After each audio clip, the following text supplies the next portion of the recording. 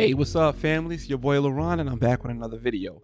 You see the thumbnail, you see what the video is about, but before we get into that video, I want to say what's up to my subscribers. Also, if you're new to the channel, welcome. If you are new, please subscribe, because in this video, we do thought-provoking videos, I do reaction videos, and I do a Black-owned review on a Black-owned product once a month. So you into that kind of content, hit subscribe and turn on notifications. All right, let's get into this video right here. All right, so I want to talk about this new public racism, like this new racism that seemed to be okay amongst people, right? It happened to our people and nobody really speaking up on it and nobody's saying that about it. But I want to point it out and I want to show you guys what's going on, and not to mention I want to give you guys examples of what's going on. Then when I give you reasons why it's happening to these people, and for whatever reason we don't care about it, right? So I'm gonna give you an example, because lately I've been seeing what's going on with Larr Elder, right? So Larr Elder just lost the recall election in California, right? I wasn't really paying too much about what's going on in California. I don't live in California. I have no interest in going to California, living there, whatever. I might visit. I got some peoples out there, you know what I'm saying, like in North Hollywood, whatever, but I don't have no reasons I want to go to California, right? I'm not trying to live in California. It's not my speed. That's not what I want to. I like it here in Georgia, right? I'm paying attention what's going on with Larr Elder. I'm like, wait a minute, something ain't right. Something ain't right what this man is going through, and people are not speaking about it. Honestly, just blatantly racism. It's blatantly racism what's going on with Larr Elder. I'm gonna give you the first example.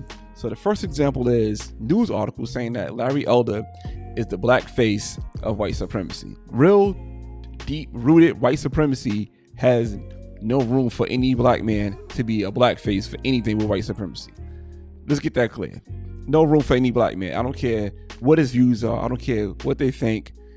I don't care if they want to be down with white supremacy. They have no room for anybody to be white supremacy. So let's get that out the way. So like, for them to put that out there, this man with a black father and a black mother, now he's a black face of white supremacy because his views are differently, right?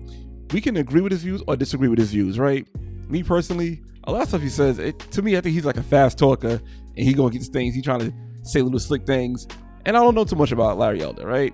But I do know that this man is facing blatant racism, and that right there to me is one example of blatant racism. Then the second thing is that white woman in the mask, with the gorilla mask. So this white woman in a gorilla mask, so that could be anybody else.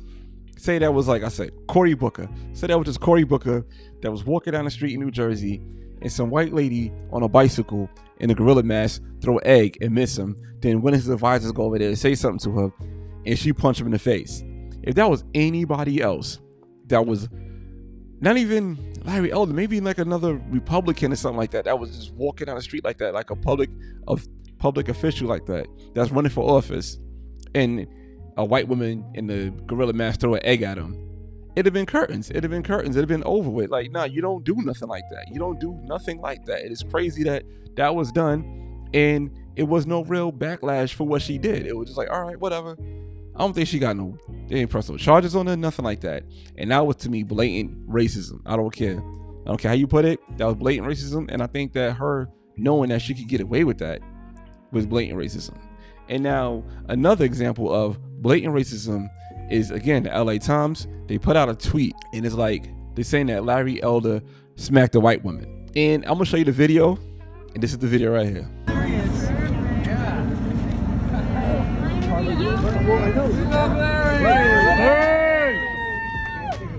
Welcome about us. All right, so as you can see it, he didn't smack her. All he did was give the lady a hug and kind of like touch her face. And it's clearly they know each other. You know what I'm saying? Like, she went up to hug him and he went up to hug her. They hugged each other, and it was just an exchange of two individuals, two adults. That was all it was. The LA Times took that last bit of the hug where he had his hand on her cheek and said that Larr Elder smacked a white woman. That's the most racist thing, I think, out of the whole thing, because we know white women and black men and false accusations, what that lead to. That always lead to, oh, what's going to happen? Oh, this black man did something to this white woman. He might get hung. He might get lynched. You know what I'm saying? He might get this. He might get that. Wars broke out because of things that happen between black men and white women. False accusation or not false accusations. Either way, it's just always a slippery slope. And for the LA Times to do that in 2021, that was so racist. That was so racist, and nobody called them out on it. It's okay. It just swept under the rug because they know now who to be racist towards. They know they can, all right, I could be racist towards this person. I could have underlying racism towards this person because there's no backlash for being racist towards Larr Elder, because they know majority, collectively, most black people do not agree with Larr Elder. So since nobody collectively agree with Larr Elder, they know they could get away with this stuff. And the people who are disagreeing with the stuff they're doing, they know that it's going to get swept under the rug. Like, all right, we don't care. There's not enough people to make noise on it, or it's not the right kind of people on Twitter to make noise about it. So they know that it's okay to come at Larr Elder like this. And it's not just Larr Elder either. Just recently with Candace Owens, she's down in Colorado, predominantly white town. She's trying to be respectable and say, you know what, I've been traveling, I want to go to another place, but before I leave, let me get a COVID test. She tried to get a COVID test. She got denied a COVID test in Colorado because the lady says she don't agree with her views.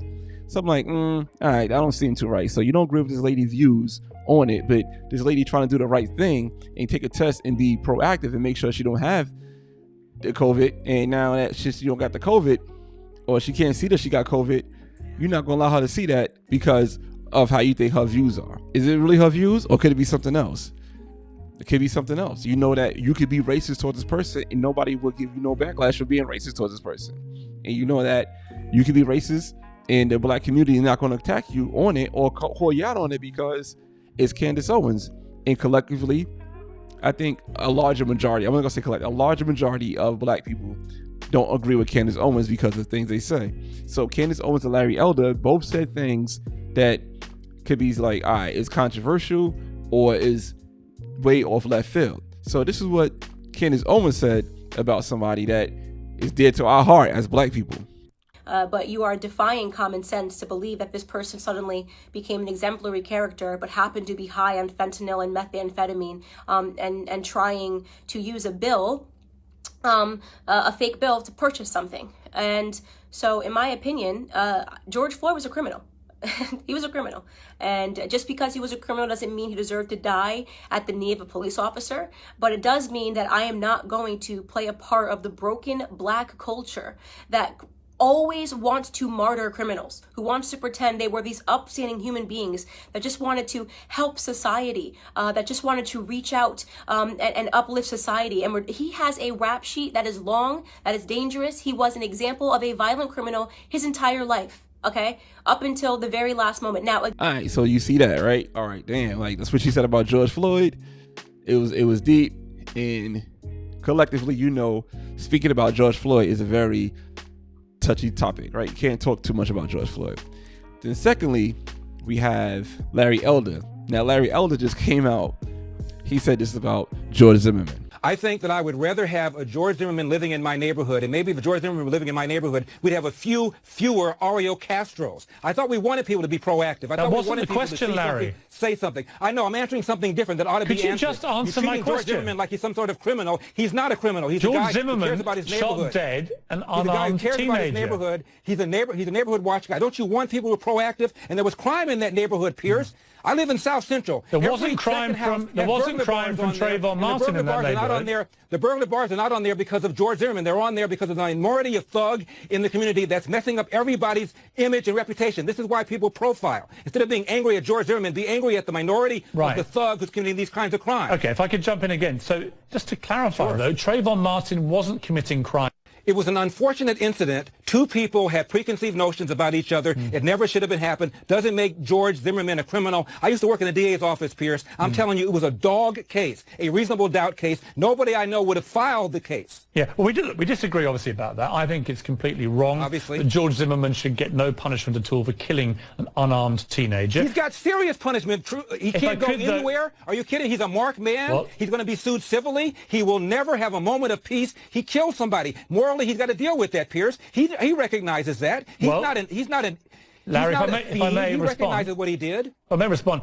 Sure. You know, some people would say that he's got it easy compared to Trayvon Martin, who he killed.